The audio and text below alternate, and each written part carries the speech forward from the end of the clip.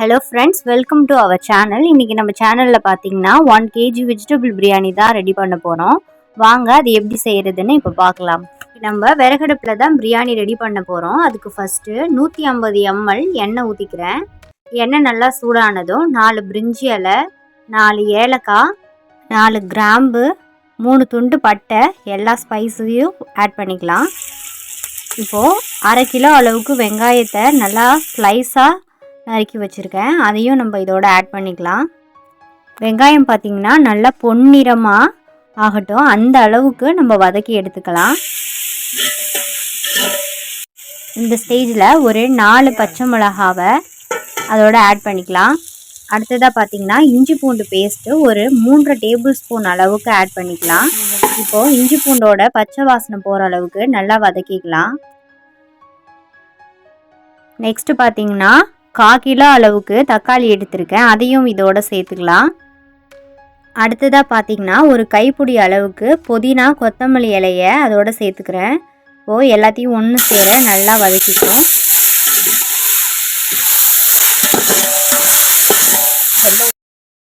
இப்போது இது எல்லாத்தையும் நல்லா ஒன்று சேர வதக்கி எடுத்தாச்சு. இந்த ஸ்டேஜில் ஒரு 1/4 டீஸ்பூன் அளவுக்கு மஞ்சள்தூள் ஆட் பண்ணிக்கிறேன். நெக்ஸ்ட்டு பார்த்தீங்கன்னா 2 டீஸ்பூன் அளவுக்கு தனி மிளகாய் தூள் ஆட் பண்ணிக்கிறேன்.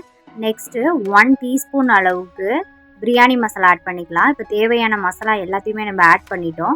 நெக்ஸ்ட்டு பார்த்தீங்கன்னா நம்ம வெஜிடபிள்ஸ் தான் ஆட் பண்ண போகிறோம். நான் இதில் கேரட், பீன்ஸ், உருளைக்கிழங்கு சேர்த்துருக்கேன். உங்களுக்கு எவ்வளோ காய்கறி வேணுமோ நீங்கள் அந்த அளவுக்கு எடுத்துக்கோங்க. இதில் நீங்கள் பச்சை பட்டாணி கூட ஆட் பண்ணிக்கலாம். பட் நான் இதில் ஆட் பண்ணலை.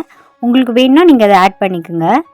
நான் இதில் 2 கேரட், 3 உருளைக்கிழங்கு, ஒரு 50 கிராம் அளவுக்கு பீன்ஸ் இது வரைக்கும் சேர்த்துருக்கேன். இப்போது இது எல்லாத்தையும் நல்லா ஒன்று சேர கலந்து விட்டுக்கலாம். அடுத்தது பார்த்திங்கன்னா ஒரு 1/2 லெமன் ஜூஸ் ஆட் பண்ணிக்கிறேன். நெக்ஸ்ட்டு ஒரு 3 டீஸ்பூன் அளவுக்கு கரூர் நெய் ஆட் பண்ணியிருக்கேன். நெக்ஸ்ட்டு பார்த்திங்கன்னா நம்ம இதில் தயிர் ஆட் பண்ண போகிறோம். தயிர் ஒரு 50 ml அளவுக்கு தயிர் ஆட் பண்ணிக்கிறேன். இப்போது நம்ம எல்லாத்தையும் நல்லா ஒன்று சேர கலந்து விட்டுக்கலாம். நம்ம ஆட் பண்ண காய்கறி எல்லாமும் அந்த மசாலாவோட நல்லா சேர்ந்து வதங்கட்டும். இப்போ பாருங்கள், நல்லா தொக்கு பதத்துக்கு வந்துடுச்சு. நெக்ஸ்ட்டு நம்ம இதில் அளவு தண்ணி ஆட் பண்ண போகிறோம். நான் இந்த கிண்ணத்தால் தான் அரிசி எடுத்துக்கிட்டேன். நம்ம 1 கிண்ணம் அளவுக்கு அரிசி எடுத்துக்கிட்டோம். அதனால் அதே கிண்ணத்தால் 2 கிண்ணம் அளவுக்கு நம்ம இப்போ தண்ணி ஆட் பண்ண போகிறோம். ஃபார் எக்ஸாம்பிள் நீங்கள் 1 டம்ளர் அளவுக்கு அரிசி எடுத்துக்கிறீங்கன்னா 1 டம்ளருக்கு 2 டம்ளர் அளவுக்கு நம்ம தண்ணி ஆட் பண்ணால் கரெக்டாக இருக்கும். நெக்ஸ்ட்டு இதுக்கு தேவையான அளவுக்கு உப்பு ஆட் பண்ணிக்கலாம். இப்போ எல்லாத்தையும் நல்லா ஒன்று சேர கலந்து விட்டுக்கோம். நெக்ஸ்ட்டு பார்த்திங்கன்னா நம்ம ஒரு மூடி போட்டு இதை மூடி வச்சிடலாம். நல்லா கொதி வந்ததுக்கப்புறம் தான் நம்ம இதில் அரிசி ஆட் பண்ண போகிறோம்.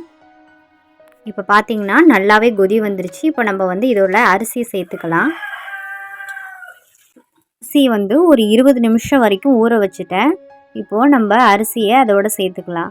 நம்ம இன்றைக்கி பார்த்திங்கன்னா சீரக சம்பா அரிசியில் தான் பிரியாணி செய்கிறோம். இதுவே நீங்கள் பாஸ்மதி ரைஸில் பிரியாணி செய்கிற மாதிரி இருந்தீங்கன்னா 1 டம்ளர் அரிசிக்கு 1 டம்ளர் அளவு தண்ணி கரெக்டாக இருக்கும். இப்போ நம்ம அரிசி ஃபுல்லாக சேர்த்துட்டோம். எல்லாத்தையும் நல்லா ஒன்று சேர கலந்து விட்டுக்கலாம். இப்போது ஒரு 5 மினிட்ஸ் நல்லா கொதிக்கட்டும். இப்போது நல்லா சாதம் வெந்து தண்ணியும் சாதமுமா சமமாக வரட்டும். அப்போ தம் போட்டால் நமக்கு கரெக்டாக இருக்கும். இந்த ஸ்டேஜில் நம்ம உப்புலாம் செக் பண்ணி பார்த்துட்டு பத்தலைன்னா ஆட் பண்ணிக்கலாம். ஃபைனலாக மேலே கொஞ்சோண்டு நெய் ஆட் பண்ணிக்கிறேன். இப்போ எல்லாத்தையும் ஒன்று சேர கலந்து விட்டுக்கலாம். சாதம் பார்த்திங்கன்னா நல்லாவே வெந்து வந்துட்டுருக்கு. ஒரு 5 மினிட்ஸ் அப்படியே வேகட்டும். இப்போ பாருங்கள், சாதமும் தண்ணியும் சமமாக வந்துட்டு இந்த மாதிரி வரணும். இப்போது இதை அப்படியே சரி பண்ணிவிட்டு நம்ம அப்படியே தம் போட்டுடலாம். இப்போ பார்த்திங்கன்னா நம்ம அடுப்போட தணலை குறைச்சிக்கலாம். நம்ம கேஸ் அடுப்பில் செஞ்சோன்னா சிம்மில் வைப்போம் இல்லையா, அந்த அளவுக்கு தணல் இருந்தால் போதும். இப்போது தம் போட்டுக்கலாம். ஒரு பழைய தோசைக்கல்லை ஹீட் பண்ணி அதுக்கு மேலே பிரியாணி வச்சுக்கலாம்.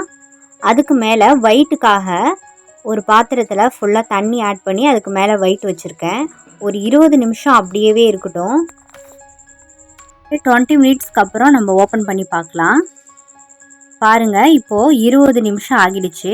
நம்ம இப்போ ஓப்பன் பண்ணி பார்க்கலாம். அவ்வளோதான், இப்போது நமக்கு ஒரு சூப்பரான வெஜிடபிள் பிரியாணி நமக்கு ரெடி ஆயிடுச்சு. நல்ல மணமாகவும் ருசியாகவும் இருக்கக்கூடிய வெஜிடபிள் பிரியாணி நம்ம ரெடி பண்ணிட்டோம். உதிரி உதிரியாக கொஞ்சம் கூட அடி பிடிக்காமல் சூப்பராகவே வந்திருக்கு. அதுக்கப்புறம் இதை ஒரு மூடி போட்டு ஒரு 10 நிமிஷம் அப்படியே வச்சுடுங்க. அதுக்கப்புறம் நீங்கள் எடுத்தீங்கன்னா நல்லா சூப்பராகவே இருக்கும். இன்றைக்கி நம்ம சேனலில் 1 கிலோ அளவுக்கு வெஜிடபிள் பிரியாணி எப்படி செய்கிறதுன்னு பார்த்தோம் இல்லையா? நீங்களும் உங்கள் வீட்டில் இந்த பிரியாணியை ட்ரை பண்ணி பார்த்துட்டு டேஸ்ட் எப்படி இருந்துச்சுன்ட்டு கமெண்ட்டில் சொல்லுங்கள். உங்களுக்கு இந்த வீடியோ ரொம்ப பிடிச்சிருந்தா லைக் பண்ணுங்கள். மறக்காமல் நம்ம சேனலை சப்ஸ்கிரைப் பண்ணுங்கள்.